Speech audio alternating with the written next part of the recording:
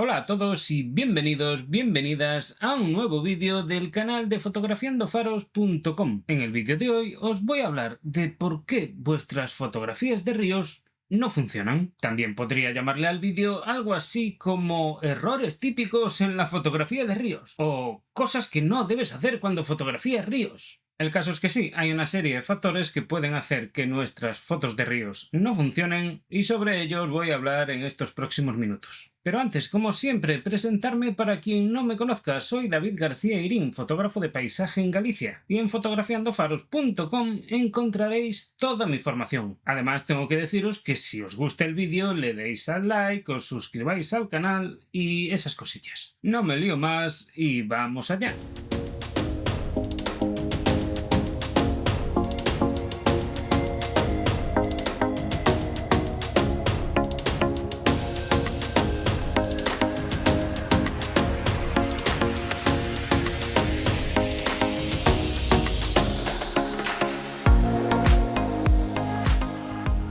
Por cierto, que antes de empezar tengo que recordaros una cosa. Hace un tiempo hice un curso de fotografía de ríos que sigue plenamente vigente. Así que si hacer fotos de este tipo os llama la atención, puede ser una buena opción para vosotros. Bueno, ¿por qué muchas veces las fotografías de ríos no funcionan? ¿Por qué tus fotografías de ríos muchas veces no funcionan? Número 1. Querer tener todo enfocado. Y debido a ello, y también a querer crear efectos seda, cierras mucho el diafragma. ¿Y qué pasa entonces? Que sí, que a lo mejor tienes efectos seda, que sí, que tienes todo enfocado, pero que la calidad de imagen se reduce un montón. Y es que la difracción es un problema que está ahí. Y no me voy a poner ahora mismo a explicar técnicamente lo que es, pero digamos que cuanto más cierras el diafragma, a partir de un cierto punto, tu óptica rinde peor. Y vas a tener fotos con la apariencia de falta de nitidez, casi a veces como si estuvieran un pelín desenfocadas. Si aún por encima estás trabajando con un objetivo que no es pata negra, esto va a ser todavía más acentuado, porque ya de base la calidad óptica es peor. No es especialmente raro ver que personas utilizan f22. Y oye, yo no soy de esos que dice jamás pases de F lo que sea, no sé, F11. Pero sí soy de esos que te dice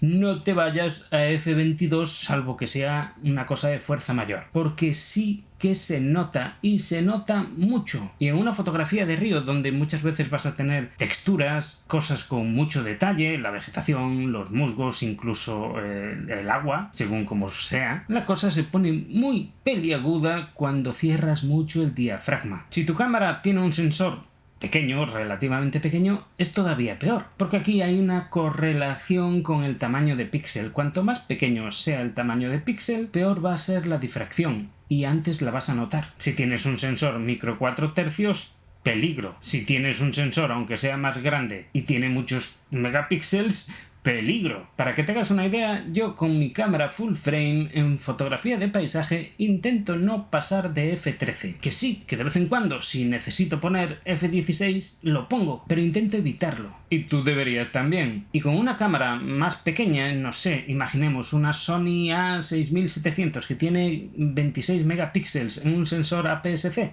pues todavía peor. Y en una Panasonic G9 II que tiene 26 megapíxeles en un sensor micro 4 tercios, pues todavía peor. Es habitual al principio abusar mucho de cerrar el diafragma en la fotografía de paisaje en general y en la fotografía de ríos en particular. Porque como decía, se aúna lo de querer efecto seda y querer todo enfocado. No cometas ese error. Para el efecto seda, si hace falta, tira de filtros buenos, claro. Y respecto a lo de tener todo enfocado, es que realmente no hace falta. Con una cámara micro 4 tercios, ¿para qué quieres tener el diafragma tan cerrado si ya tienes un montón de profundidad de campo? E incluso con full frame, disparar a f13, f14 con un gran angular te va a dar mucha profundidad de campo también. Así que por favor no abuses de cerrar el diafragma, porque hay una cierta tendencia al principio, o en gente novel o que no ha disparado mucho en esas condiciones, a pensar, bueno, no es para tanto, que se note un pelín la diferencia no me va a cambiar la foto.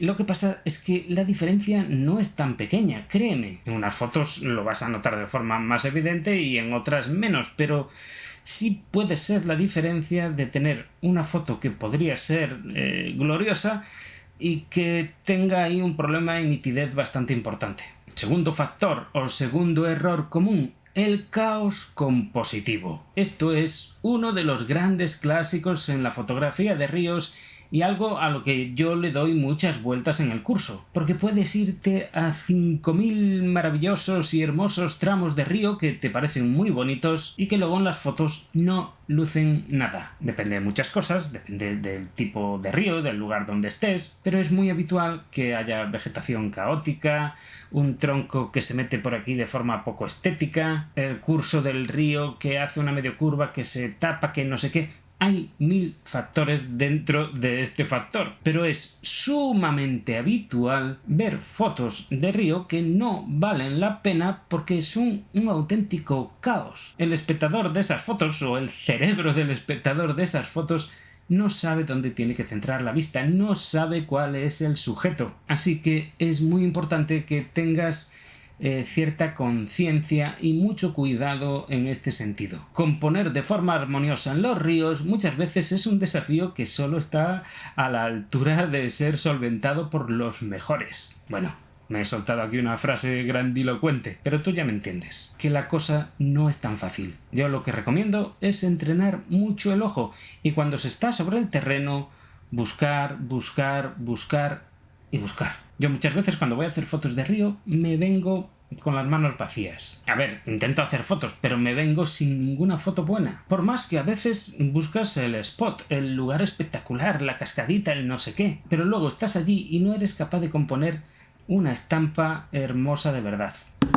Tercer problema: abusar del efecto seda. Precisamente hace nada subí al canal un vídeo sobre el efecto seda, un recurso que es muy interesante para nuestras fotos y muy en particular para nuestras fotos de ríos, pero que también es muy peligroso si se utiliza mal o con poco gusto, aunque esto siempre es subjetivo, sí. ¿Qué pasa? Que cuando se empieza con este tipo de fotografía, una de las primeras cosas que resulta atrayente es hacer efecto seda, lo cual le da ese aspecto onírico a las imágenes que también puede funcionar. Sin embargo, lo típico es abusar y pensar: voy a meter aquí un pedazo de efecto seda, 5 segundos, 10 segundos y verás tú. Y lo que verás es una parte de la imagen completamente sin información, con color blanco nuclear y todo quemado. Así que no abuses. Efecto seda, claro que sí, pero empieza por cosas más moderadas y vete calibrando, vete cogiendo ojo. Hay lugares que te pedirán hacer un efecto seda un poco más pronunciado, hay lugares que quedarán bien con menos efecto seda y más textura, y puede que incluso haya lugares que queden bien sin efecto seda. Ahora, un efecto seda muy largo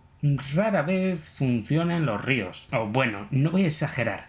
Digamos que no es lo más habitual que funcione bien en las fotos de ríos. Porque sí es cierto que hay ocasiones en las que esa seda exagerada, esos hilillos blancos cayendo, quedan genial, pero no desde luego cuando tenemos un caudal de agua más serio. Cuarto problema habitual que hace que tus fotos de río no luzcan especialmente bien: el no utilizar adecuadamente el filtro polarizador, o también podríamos decir el no controlar adecuadamente los reflejos. El filtro polarizador, sobre cuyo uso hay un vídeo en este canal, es un arma muy poderosa para trabajar el contraste, el color y anular los reflejos en ciertas zonas. En los ríos, además, como suelen estar en bosques, la cosa se complica porque ahí la luz viene de muchos sitios a la vez y la polarización es algo realmente complejo. No es como estar a cielo abierto en la costa, y pasa mucho que tienes polarizada una zona de la imagen que no viene a cuento y otra que sería más pertinente tenerla no lo está, y este tipo de cosas. Tengo que recomendarte que aprendas a usar bien el polarizador, que entiendas cómo funciona, qué hace y cuándo lo hace, y luego que trabajes mucho con ello para tener buen criterio a la hora de usarlo. Y quinto y último factor que voy a comentar en este vídeo: el irse a fotografiar ríos en cualquier momento. En plan, aquí ya no importa tanto el amanecer ni el atardecer, yo me voy en cualquier momento, con cualquier luz, etcétera, etcétera. Esto no funciona bien, siendo cierto que el amanecer y el atardecer no son especialmente el mejor momento para fotografiar ríos, aunque ojo, son un buen momento. También es cierto que irse a fotografiar al mediodía un río no suele ser buena idea. Lo que tienes que hacer es buscar un momento donde la luz sea más o menos uniforme, o no completamente uniforme, pero que no haya contrastes muy duros. Lo típico, días nublados. Porque en un día soleado, fotografiar un río es una misión casi imposible. A ver, fotografiarlo puedes, pero que queden bien las fotos es una misión casi imposible. Vas a tener contrastes bestiales, zonas quemadas, si la luz da en ciertas partes del agua ya no te digo nada. Así que en la fotografía de ríos, al igual que en el resto de la fotografía de paisaje, el momento es muy importante. Si te quieres ir al amanecer con el sol bajo o al atardecer con el sol bajo, eso te puede ayudar a no tener grandes contrastes, sobre todo si estás en un río de bosque. Y si te vas a fotografiarlos durante un día nublado, eso es lo ideal. Pero ya digo, al principio se cae mucho en eso de, bueno, al río puedo ir a hacer fotos en cualquier momento. E insisto, eso no te va a dar buenos resultados. Y hasta aquí estas reflexiones. No quiero irme sin recordarte lo del curso. En fotografiandofaros.com encontrarás un curso que se llama Fotografiando Ríos. Curso que además fue, no sé qué adjetivo ponerle, bastante difícil de grabar. Todo tuvo que ser en unas circunstancias muy peliagudas, pero creo que al final eso le ha dado un valor mayor. En el te hablo de momento, de composición, de equipo, realmente te hablo creo que de todo lo más importante para hacer este tipo de fotos. Échale un ojo y luego me cuentas. Y nada, ahora sí, me voy, me despido, que esto de grabar en verano es horrible. Como siempre, muchas gracias y nos vemos en el próximo.